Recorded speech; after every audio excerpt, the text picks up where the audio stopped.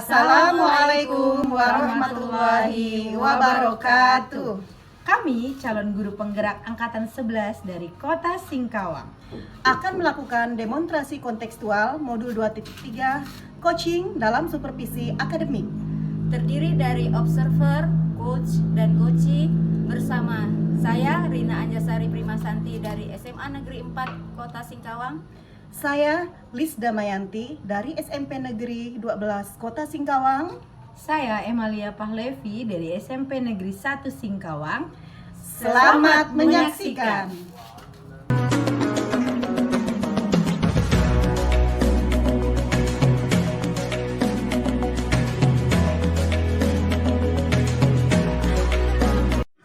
Assalamualaikum warahmatullahi wabarakatuh. Bu Lia, apa kabar? Sehat? Assalamualaikum warahmatullahi wabarakatuh. Alhamdulillah Bu baik. Nah Bu Lia, sebelum kita melakukan coaching sebagai awal, saya akan melakukan beberapa pertanyaan sama Ibu nih.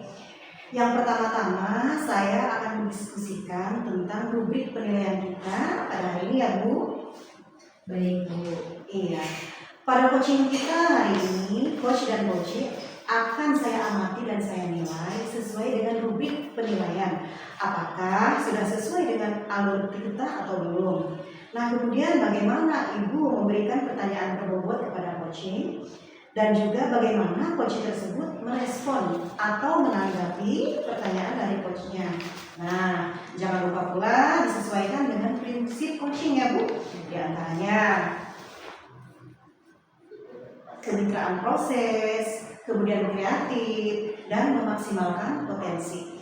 Nah, pertanyaan yang pertama Bu, yang akan saya tanyakan kepada Ibu adalah kompetensi apa yang akan Ibu kembangkan pada coaching kali ini Bu? Baik, nah Bu, potensi yang ingin saya kembangkan yaitu pertama presence, mendengarkan aktif dan juga memberikan pertanyaan yang berbobot. Iya. Pertanyaan kedua, kompetensi mana yang ingin Ibu kembangkan secara spesifik yang akan diobservasi Bu? Baik, nah kompetensi yang spesifik yang ingin saya kembangkan yaitu mendengarkan aktif dan memberikan pertanyaan yang berbobot Bu. Iya. Kemudian yang terakhir ya Bu, indikator yang bagaimana yang diinginkan oleh Ibu dalam proses coaching ini? Nah, pada kesempatan kali ini saya ingin coach saya ini bisa menemukan solusi dari permasalahannya atau mungkin menemukan langkah-langkah dalam mengatasi permasalahannya. Iya, baik Bu ya. Demikian dulu ya Bu praobservasinya kali ini. Silahkan Ibu melakukan coachingnya terhadap coach Ibu. Semoga bisa berjalan dengan lancar ya Bu ya. Iya, terima kasih buat kesempatannya ya. Assalamualaikum Bu ya. Waalaikumsalam warahmatullahi wabarakatuh.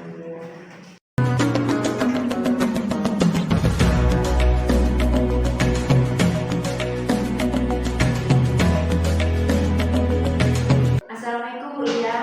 Bu Lia apa kabar? Sehat? Waalaikumsalam warahmatullahi wabarakatuh. Alhamdulillah Bu Rina, saya sehat. Ada yang bisa saya bantu Bu Rina? Jika Ibu tidak sibuk dan mempunyai waktu, apakah boleh kita berbincang-bincang sebentar? Tentu saja boleh Bu. Kebetulan saya ada waktu kosong. Ngomong apa nih yang mau kita bicarakan? Saya ingin menemukan solusi dari permasalahan saya.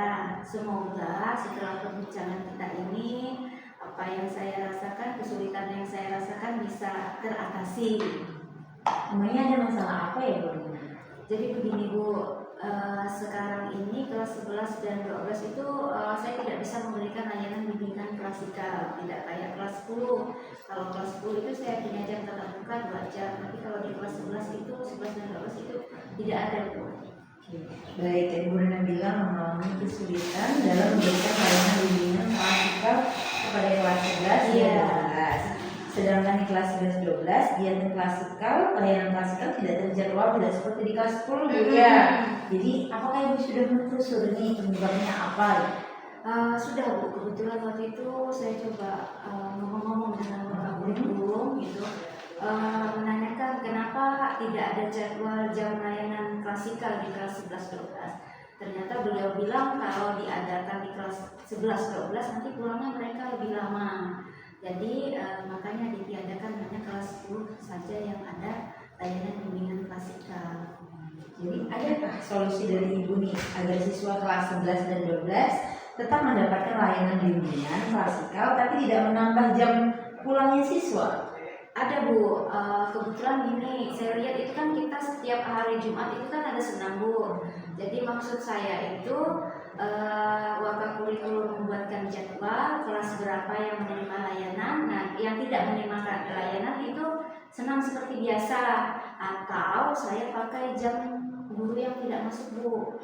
Jadi biasa kan guru tidak masuk itu kan sudah meninggalkan tugas Bu. Tapi kan biasa siswa maklum ya cepat selesai mau santai kan. Jadi 1 jamnya itu saya masuk untuk layanan klasikal, tapi juga harus koordinasi dengan guru tersebut.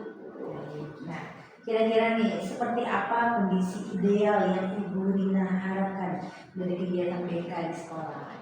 Jadi yang saya harapkan itu Bu, siswa itu mendapatkan perlakuan yang sama. Jadi walaupun kelas 11-12 itu tetap mendapatkan layanan klasikal, karena tujuan dari pemberian layanan klasikal adalah untuk membantu para siswa mengembangkan perilaku efektif dan keterampilan hidup yang mengacu pada tugas-tugas perkembangan. Jadi untuk mewujudkan jam tatap muka untuk layanan bimbingan klasikal, siapa saja yang akan Ibu libatkan?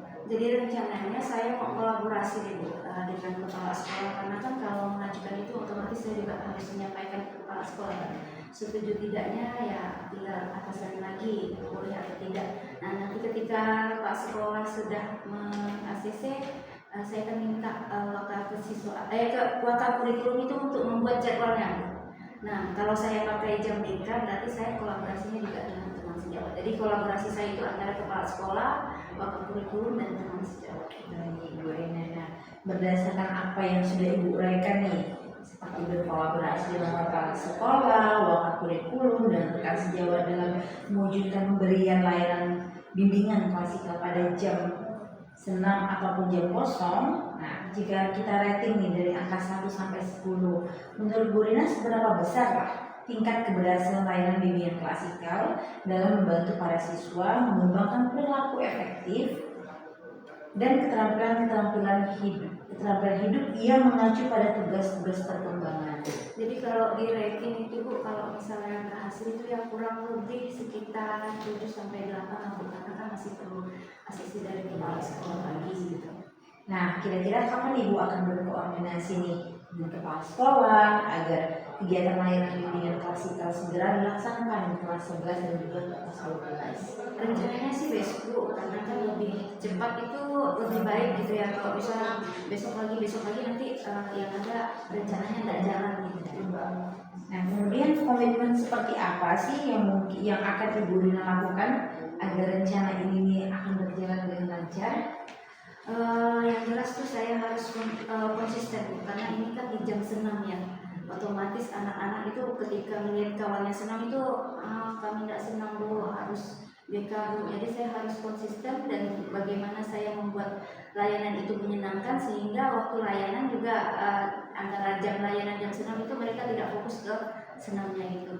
Jadi sehingga tujuan tugas-tugas perkembangan yang saya harapkan itu dapat tercapai. Baiklah Bu Rina, semoga rencana itu berjalan lancar ya Bu ya.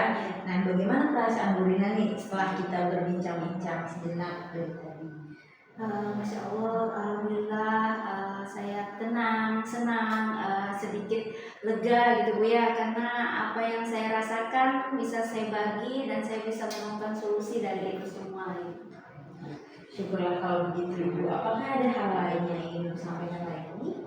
Alhamdulillah tidak ada Bu. Terima kasih untuk waktunya yang Ibu sudah meluangkan waktu untuk memberikan beberapa motivasi buat saya untuk lebih baik lagi dalam memberikan layanan BK di sekolah. Akhir kata saya ucapkan terima kasih Bu ya. Saya pamit Ibu, undur diri. Assalamualaikum warahmatullahi wabarakatuh Bu. Waalaikumsalam warahmatullahi wabarakatuh. Terima kasih banyak Bu atas waktunya. Sama Bu Rina.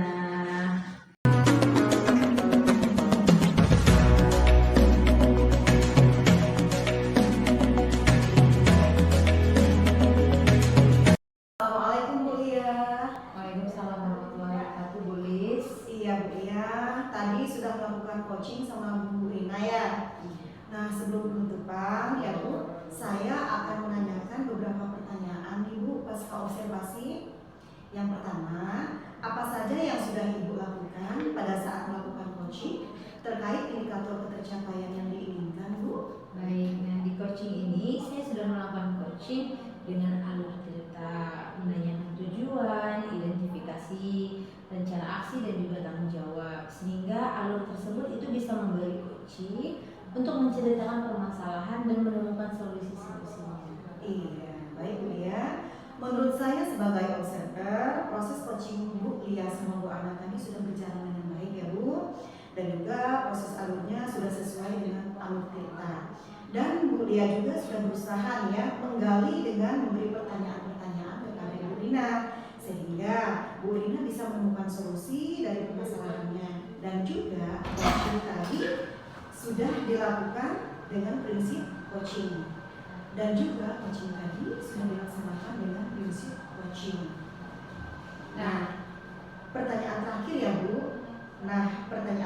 ya Bu. Sebelum kita tutup, yaitu kompetensi apa lagi yang ingin Ibu kembangkan berdasarkan hasil melakukan coaching yang barusan dilakukan Ibu? Nah, jadi kompetensi yang ingin saya lakukan dengan cara memahami lagi proses cerita sehingga saya nanti dapat melakukan coaching lebih baik lagi, Bu. Iya. Nah itu ya Bu, semoga kedepannya kita bisa melakukan coaching dengan lebih baik lagi ya Bu. Iya. Demikian observasi kita kali ini.